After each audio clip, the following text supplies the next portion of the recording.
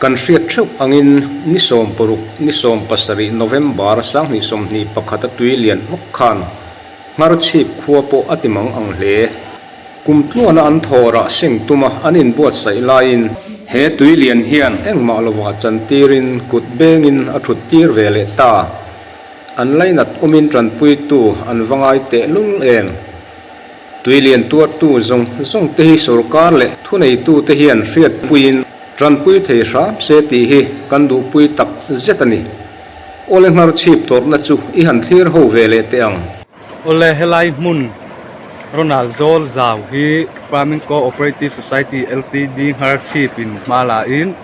tuna hian chungkwa somthi pasari chuangin ma kan lameka kumin hian ziklum norkhor parbor changkha broccoli te da kha vekania chana quintal khat lechan vet chuang kan ching meka tuilian in tuna hian a chim ta vek sia rilru ana tak zetani tuna hian kutbengin kan thu ani ringot tamai department lama kan hotu te hian achi hi min ngei tu sak thei tham sela kan valom don em chung ko tam tak ten thom ha nei lova kanin ha vena hetia jan khat thil thuwa ti chiat ani ta hi na kan tak zet ani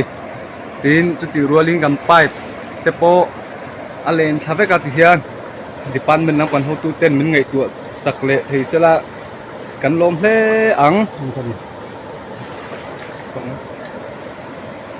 tuna hian Ronald Zola kan nama heti hian so talang sok kan tham ania lela ma so na lui pa ngai a khaluang ania a lui pa ngai ten so tham ania elam hi kan nul zol chu ni tamaya chian he tuilian tawak maya aron chim ta a he lai thing mai hian aron chim ania kan tham ti po so at lumeng ti te po aloma mà xe thì cái năm hẹp lâu này thì hiện cần thir ngồi pathianin giả ngay tu ra ngay là mình liền hình sắc tu ra ngay mấy tiếng mà bùi cần society secretary này cần tụi pipe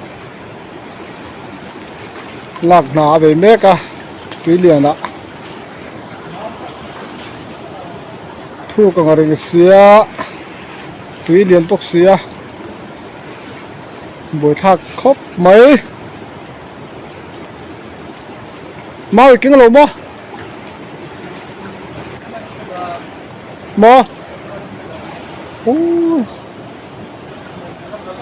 oh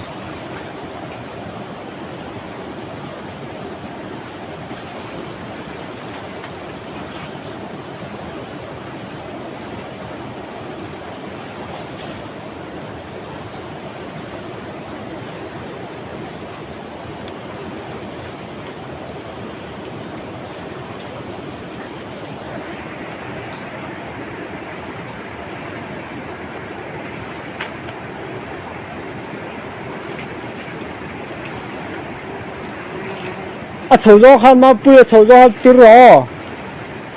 à châu gió pir khan itai pon no mang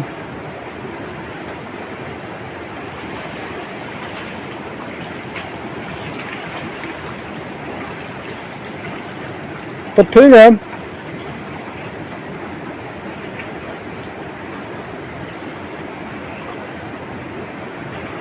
bỏ hết việc rồi lo